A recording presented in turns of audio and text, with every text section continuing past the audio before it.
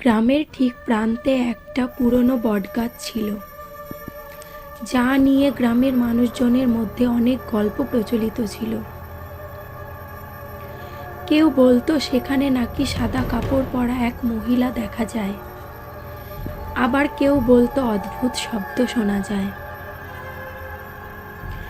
একদিন গ্রামের কৃষক রানা ও তার বন্ধু সুজন ঠিক করল তারা রহস্যের সমাধান করবে। তারা ঠিক করে পূর্ণিমার রাতে সেখানে গিয়ে নিজের চোখে দেখবে। রাত হলো, মশাল হাতে তারা গাছের দিকে এগিয়ে গেল। এগিয়ে গিয়ে দেখে চারপাশ নীরব। হঠাৎ করে তারা একটা ঠান্ডা বাতাসের ঝাপটা অনুভব করল। সুজন ভয় পেয়ে পিছিয়ে যায়, কিন্তু রানা এগিয়ে যায়।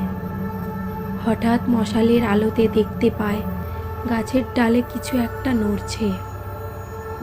কিছুক্ষণ পর তারা বুঝতে পারে সেটা ছিল একটা বড় পেঁচা, যেটা রাতের অন্ধকারে শব্দ করছিল।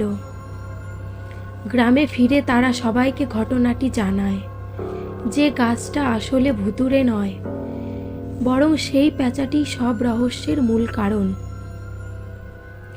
কিন্তু গ্রামের বয়স্করা বলে যে তোমরা যাই বলো, গাছটার তলায় রাত নামলে যেও না। কিছু রহস্য মানুষের অজানা থাকা ভালো।